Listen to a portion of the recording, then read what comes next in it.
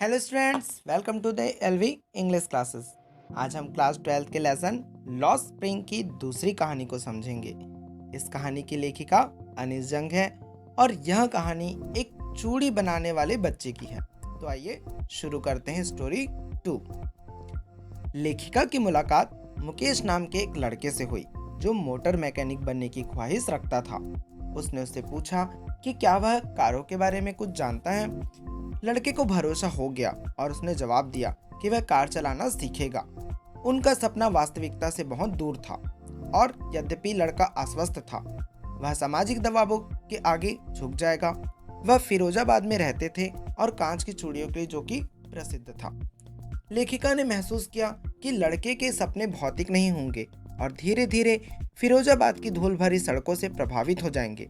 वह कहना चाहती है कि चूंकि फिरोजाबाद शहर में हर परिवार कांच चूड़ी उद्योग में शामिल था, इसलिए मुकेश समय बीतने के साथ क्या करेगा। वह बताती है कि कांच उद्योग के लिए फिरोजाबाद भारत का प्रमुख शहर था। परिवार भट्टियों में काम करते थे, वेल्डिंग क्लास और पीढ़ियों के लिए चूड़ी बनाते थे। उन्होंने इतनी सारी चूड़ियाँ बनाई कि ऐसा लगता था कि उन्होंने दुनिया की सभी महिलाओं को के लिए चूड़ियाँ बनाई हों। मुकेश का परिवार कांच की चूड़ी बनाने के पेशे में शामिल था। उन्हें कानून की जानकारी नहीं थी। वे नहीं जानते थे कि बच्चों को इस तरह की कांच की भट्टियों में काम करने के लिए मजबूर करना गैर कानूनी है। कार्यस्थल वेंटिलेशन के बिना गर्म अंधेरे बंद कमरे थे। लेखिका को लगा कि अगर यह कानून लागू हो जाता है तो यह इन अमानवीय स्थानों से लगभग 20,000 बच्चों को बचा लेगा, जहां उन्हें दिन के समय कड़ी मेहनत करने के लिए मजबूर किया गया था। वे अक्सर अपनी दृष्टि भी खो देते थे। लेखिका को अपने घर ले जाने पर मुकेश खुश थे। उन्हें गर्व महसूस हुआ क्योंकि उसने उसे सूचित किया कि उसका जीर्णोद्धार किया जा रहा है। वे नीचे सड़कों पर चले गए जो कचरे से भरे और दुर्गंध दे रहे थे। सड़कों की झुग्गियों के साथ खड़ा किया गया था एक अस्थिर मकान। दीवारें टूटकर गिर रही थी, दरवाजे अस्थिर थे, जहां पर बिल्कुल भी खिड़कियां नहीं थी। उन परिवार से भरा हुआ था जहां लोग जानवरों के साथ रहा करते थे। उन्होंने प्रागैतिहासिक मनुष्य को लेखिका को याद दिलाया जो जानवरों की तरह रहता था। मुकेश ऐसे ही एक दरवाजे के सामने रुका। उसने अपने पैर जोर से मारा और उस दरवाजे को धक्का देके आगे कर दिया। मुकेश जिस घर में रहता था वह आंशिक रूप से झोपड़ी का निर्माण था।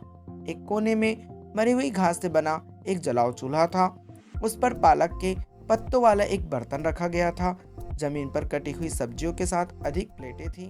परिवार के लिए शाम का भोजन पकाने वाली एक पतली सी युवा महिला वहां पर खड़ी थी। उसकी आंखें चूल्हे से निकले हुए धुएं से भरी थी, लेकिन वह अभी भी हंसमुख थी और लेखक को देखकर मुस्कुरा रही थी। वह मुकेश के बड़े भाई की पत्नी थी। हालांकि वह मुकेश से बहुत बड़ी नहीं थी, लेकिन वह एक जिम्मेदार व्यक्ति थी और परिवार की बहू के रूप में परिवार से सम्मान पाने के योग्य थी। उसने 3 पुरुषों की देखभाल की, उसके अपने पति मुकेश और उनके पिता। जैसे ही मुकेश के पिता ने घर में प्रवेश किया, बहू दीवार के पीछे छुप गई और अपने चेहरे को अपने घूंघट से पीछे ढक लिया। परिवार के बड़े पुरुष सदस्यों की उपस्थिति में बहू के लिए अपना चेहरा छिपाना एक सुंदर परंपरा थी। यहाँ एक बुजुर्ग एक घटिया चूड़ी निर्माता था। उन्होंने जीवन भर कड़ी मेहनत की, पहले एक दर्जी के रूप में, फिर एक चूड़ी निर्माता के रूप में। वह अभी भी ना तो घर का नवीनीकरण कर पा रहा था और ना ही अपने बेटे को स्कूल भेज पा रहा था। उन्होंने सिर्फ चूड़ी बनाने का हुनर सिखाने में कामयाबी हासिल की थी। मुकेश की दादी ने अपने बेटे को यह कहते हुए सही ठहराया कि उसे चूड़ियां बनाना नसीब हुआ, क्योंकि यह उनका पारिवारिक पेशा था। कांच की चूड़ियों को चमकाने से धूल के कारण उसने अपने पति को अंधा होते देखा था। उसने कहा कि उनके परिवार को भगवान से चूड़ी बनाने की कला मिली और इसलिए उन्हें परंपरा को निभाना पड़ा। वे एक विशेष जाति में पैदा हुए थे जिन्हें चूड़ी बनाने के पेशे का पालन करना था। अपने पूरे जीवन उन्होंने सिर्फ इन कांच की चूड़ियों को देखा था। वे हर जगह थे, पिछवाड़े में, अगले घर में, अपने यार्ड में और यहाँ तक कि कस्बों की गलियों में भी।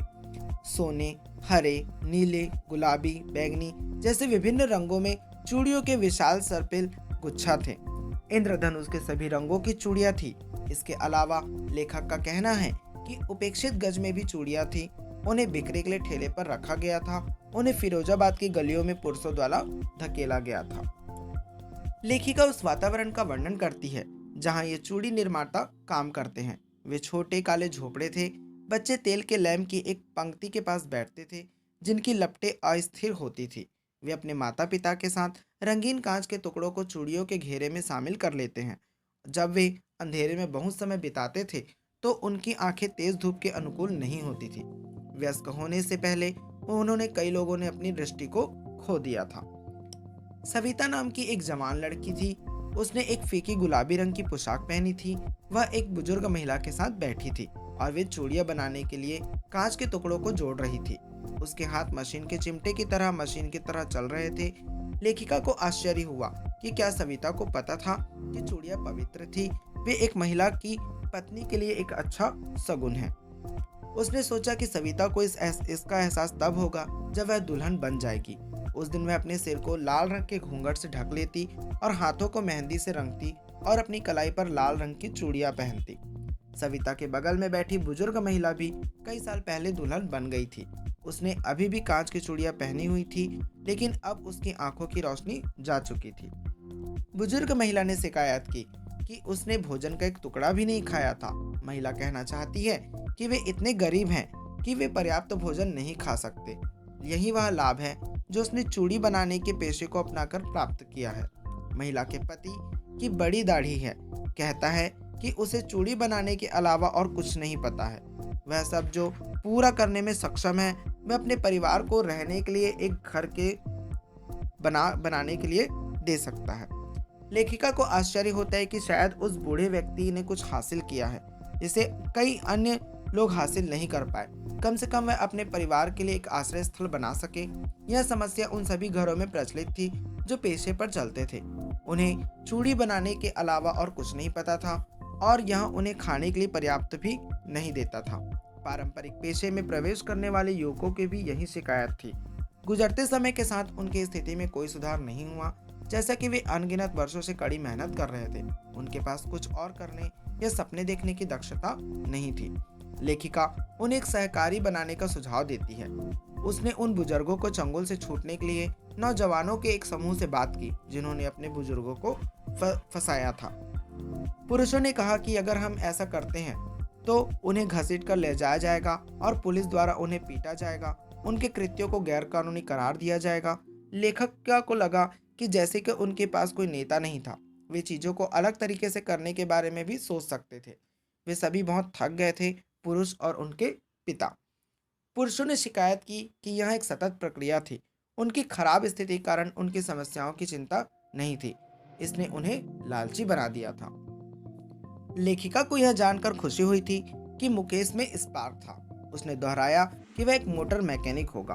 वह एक गैराज जाकर नौकरी सीखना चाहता है। लेखिका ने पूछा क्योंकि गैराज उसके घर से बहुत दूरी पर था, इसलिए मुकेश ने जोर देकर कहा कि वह उसके पास जाएगा। उसने उससे पूछा कि क्या उड़ने वाले विमानों का सपना देख रहा है। लड़का चुप हो गया और मना कर दिया।